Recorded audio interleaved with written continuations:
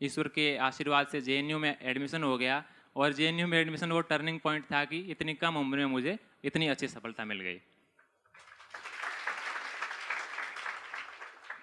इस formal introduction के साथ आगे बढ़ें तो जो सिविल सर्विसेज प्रिपरेशन में जो मेन बातें हैं, वैसे आपके क्वेश्चंस खूब सारे आए हैं, लेकिन जो कॉमन बातें वो मैं बता देता हूँ कि सबसे पहले आप मन में जो डर है, आपके जो मन में जो नकारात्मकता है उसको निकालें।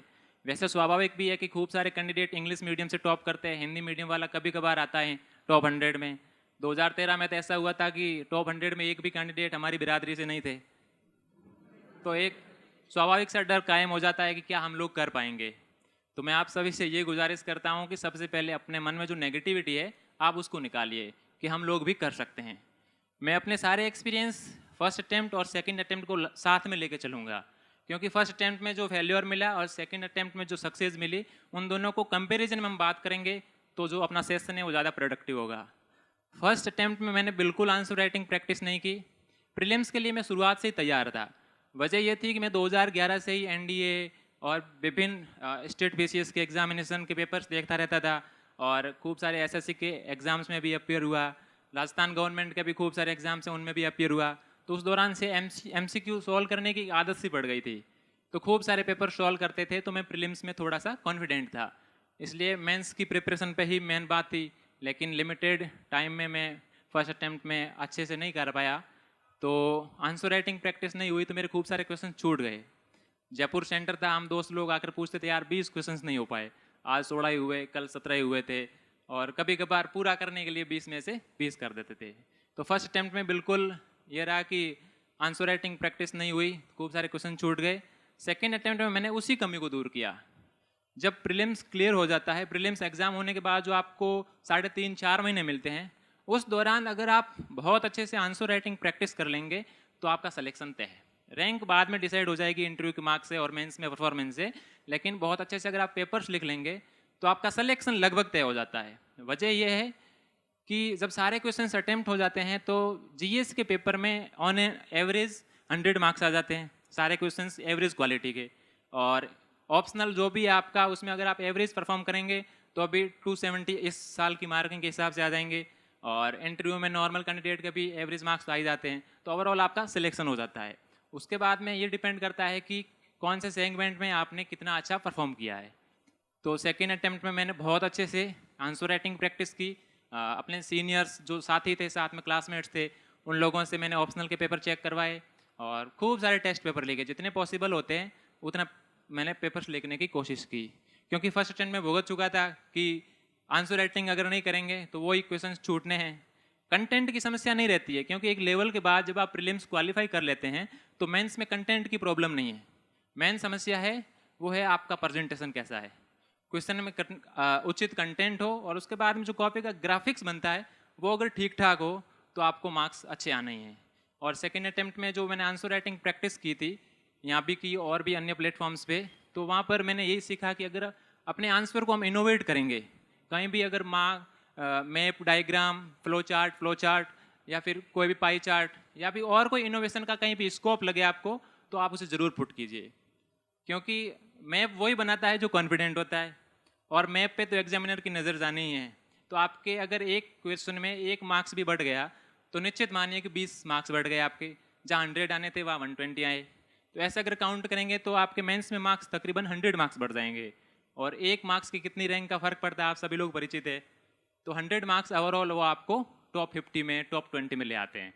तो आप अपने आंसर्स को इनोवेट कीजिए और हमेशा कॉन्फिडेंट रहिए, क्योंकि जो फर्स्ट अटैम्प्ट में जब मैं असफल हुआ मेंस एग्जाम में, उस दौरान मेरी मार्कशीट आई तो मार्कशीट देख के मुझे विश्वास नहीं हो रहा था। सबसे पहले तो मतलब यही सोच रहा था मार्कशीट आने से पहले कि इंग्लिश क्वालिफाइंग पेपर नहीं हुआ अपना, लेकिन जब मार्कशीट आई कि क्वालिफाइंग हो गया इंग्लिश, और जो मार्क्स देखे वो मेरी मतलब जितनी अपेक्षा थी उतने उससे ज़्यादा थे, क्योंकि फर्स्ट पेपर में भी 90 मार्क्स थे, थर्ड पेपर में 98 थे, और मैं 15-16 मार्क्स से मेरा मेंस रुक गया था। तो फिर मैंने सोचा कि इतनी लिमिटेड प्रिपरेशन में इतने अच्छे मार्क्स हिंदी मीडियम में भी आ सकते हैं। वैसे मीडियम कोई बाधा नहीं है, हिंदी में इंग्लिश दोनों में मार्क्स आते हैं, और हिंदी मीडियम में भी इस साल टॉप 100 में 5-7 कैंडिडेट है। तो उस दौरान मुझे लगा कि अगर अच्छे से आंसर राइटिंग प्रैक्टिस कर लेंगे तो निश्चित रूप से इस साल के मेंस एग्जामिनेशन के मार्क्स की बजाय 100-150 मार्क्स हम आराम से बढ़ा लेंगे। अगर उतना वेरिएशन हो गया तो सिलेक्शन लगभग तय है। तो ये पहला जो मैंने मेन पॉइंट रखा वो है आंसर राइटिंग का। दूसरा है कि नेगेटिविटी और लो कॉन्फिडेंस कभी नहीं रखना है, हमेशा पॉजिटिविस्टिक अप्रोच से आपको रहना है, अपने आंसर्स को इनोवेट करना है। और जहाँ तक इंटरव्यू की बात है तो ऐसा बिल्कुल नहीं है कि हिंदी मीडियम वालों को मार्क्स नहीं मिलते, हिंदी मीडियम वाले भी 190 प्लस मार्क्स लाते हैं, ठीक है, और इंग्लिश मीडियम वाले के भी 130 120 मार्क्स आते हैं। तो इंटरव्यू में भी आपको अपने आप से कॉन्फिडेंस रखना है और जो बातें आप जानते हैं वो आराम से वहाँ पर पेश करनी है, बिल्कुल डरना नहीं है। मैंने भी अपने ग्रुप में JNU में प्रिपरेशन की, आपको यहाँ पर जैसा भी ग्रुप मिल रहा है दोस्तों का, अच्छे से दोस्तों का ग्रुप बनाओ, आपस में बातें शेयर करो, और सेम टारगेट वाले अगर 3-4 कैंडिडेट सीरियस कैंडिडेट आपस में ग्रुप बना के प्रिपरेशन करेंगे तो थोड़ा इजी हो जाएगा। और जहाँ तक प्रीलिम्स की बात है जो कि सबसे बड़ी बाधा है, हालांकि लोग कहते हैं कि टेस्ट सीरीज लिखते हैं, एथिक्स प्रिपरेशन कर लेते हैं, ऑप्शनल अभी तैयार होना है, लेकिन मैं मानता हूँ इस एग्जामिनेशन की सबसे बड़ी बाधा है वो प्रीलिम्स है।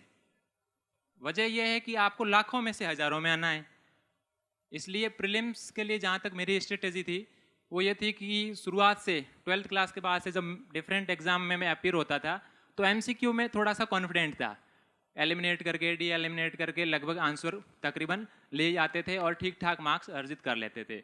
लेकिन जब सिविल सर्विसेज की तैयारी की तो थोड़ा सा अलग एक्सपीरियंस था।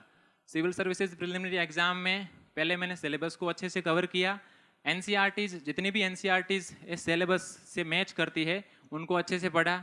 फिर NCERT के बाद सेकंड में रेफरेंस बुक पे आया, रेफरेंस बुक के बाद फिर प्रीवियस ईयर के क्वेश्चन पेपर देखे और क्वेश्चन पेपर एनालाइज करके मतलब मोटा मोटा आभास हो जाता है कि हमारा लेवल क्या है। उसके बाद फिर डिफरेंट प्लेटफॉर्म्स पे टेस्ट सीरीज ज्वाइन कर ली या फिर घर में बैठ के आराम से लिख लिए, पेपर सॉल्व कर लिया कि हमारा स्तर क्या है। तो आपको भी यही कहूँगा कि जो कंटेंट है उसको पहले अच्छे से कवर कर लें, अपने सेल्फ नोट्स बना लें, फिर प्रीवियस ईयर के क्वेश्चन पेपर देखें और किसी टेस्ट सीरीज में शामिल हो जाएं। जब ये चारों स्टेप आप आराम से सिंसियरली फॉलो करेंगे तो प्रिलिमिनरी एग्जाम में आपकी सफलता लगभग तय है। क्योंकि मैंने जो फर्स्ट अटेम्प्ट में दिया उसमें भी मेरे प्रिलिमिनरी एग्जाम में अच्छे मार्क्स थे और सेकंड अटेम्प्ट में भी अच्छे मार्क्स थे, तो कोई बड़ी बाधा नहीं थी। जब प्रीलिम्स अच्छा होगा तो उसके बाद में जो 4 महीने आपको मेंस के लिए मिलेंगे उसमें आप कॉन्फिडेंट रहेंगे। अदरवाइज 2 महीने तक तो वही आंसर की चेक करना, कट ऑफ कितनी रहेगी, उसी में फिर 2 महीने बीत जाते हैं। तो यही एक प्रीलिम्स जितना बेहतर होगा आपका मेंस उतना ही अच्छा होगा।